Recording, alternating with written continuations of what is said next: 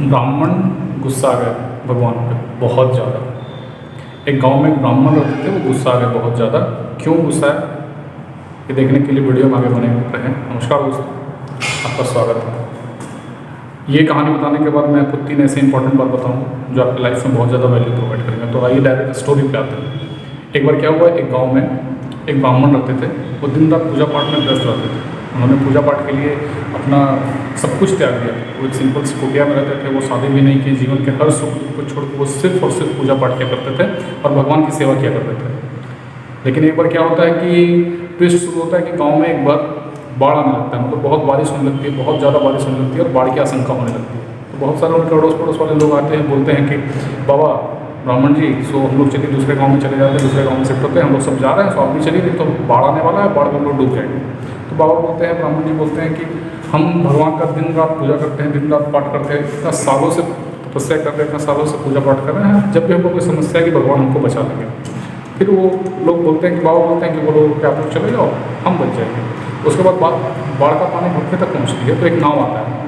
नाव बोलता है बाबा को कि बाबा बाढ़ का पानी घुटने तक आ गया है, हम आपको बचाने के लिए आए हैं, सो चलिए, नहीं तो आप डूब जाइएगा। बाबा फिर वही बात बोलते हैं कि हम भगवान का दिन रात पूजा किए, बहुत तपस्या किए, बहुत पूजा पाठ किए, हमको कोई समस्या आएगा तो भगवान हमको बचा देंगे, आप कृपया करके आप यहाँ से चले जाइए, हम बच जाएंगे। जब बाढ़ का पानी कमर से ऊपर की ओर जाता है, छाती तक जाता है, तो रेस्क्यू टीम की बोट आती है और रेस्क्यू टीम की बोट की बात, बोट वाले लोग ऑफिसर्स वही बात बोलते हैं कि बाबा चलिए हम लोग चलते हैं, नहीं तो बाढ़ का पानी आपको डुबा के ले जाएगा। बाबा वही बात दोहराते हैं कि नहीं, भगवान हमको बचा लेंगे, आप जाओ।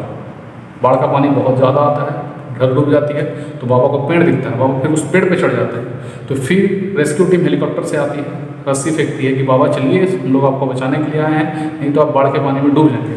बाबा का जवाब लास्ट में भी वही होता है कि नहीं, आप लोग चले जाओ, मेरे बाबा, मेरे भगवान, मेरे देवता मुझे बचाएंगे, जिनका दिन रात मैंने पूजा पाठ किया वो हमें बचा लेंगे, आप चले जाओ। और अंततः लास्ट में फाइनली ये होता है कि बाबा बाढ़ में डूब जाते हैं और वो डेड हो जाते हैं, वो नहीं रहते, खत्म हो जाता है, डेड हो जाता है उनका।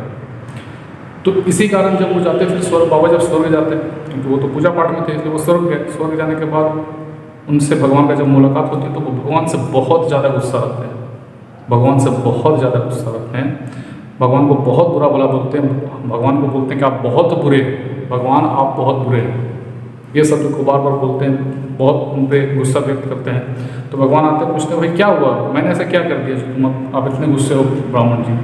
तो ब्राह्मण बोलते हैं कि आप एक बात बताइए, जीवन भर मैंने आपकी तपस्या की, जीवन भर मैंने आपको पूजा पाठ किया, जीवन भर मैंने आपके जीवन आपको सेवा किया है, लेकिन आप एक बार भी मुझे बचाने के लिए नहीं आए। तो भगवान जो बात बोलते हैं सुनिएगा, बहुत इंपॉर्टेंट बात है। भगवान बोलते हैं कि किसी न किसी रूप में मैं तुम्हारे पास आया था, जो फर्स्ट टाइम पड़ोसी के रूप में मैं तुम्हारे पास आया था, कौन था, वो मैं ही तो था। दूसरी बार नाव में जो बैठ के आया था वो भी मैं ही था, रेस्क्यू बोट में आया था तो मैं था, हेलीकॉप्टर से आया था तो मैं था।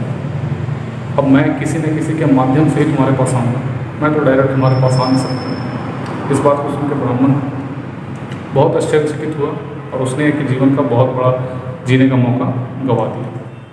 वो 3 महत्वपूर्ण सीख जो हमें इस कहानी से मिलती है। सबसे फर्स्ट, भगवान कभी भी डायरेक्ट नहीं आएंगे, वो किसी न किसी के माध्यम से आएंगे। हम सबके लाइफ में भगवान हर जगह, भगवान, गॉड, अल्लाह, आप जो बोलते हैं वो हर किसी के लाइफ में है और वो किसी न किसी माध्यम से हर पूरी परिस्थिति में वो हमारे पास होते ही हैं। दूसरा, कभी भी हमें सिर्फ और सिर्फ पूजा पाठ पे ही नहीं रहना चाहिए, पूजा पाठ के अलावा भी हमें अपने काम को खुद करना चाहिए।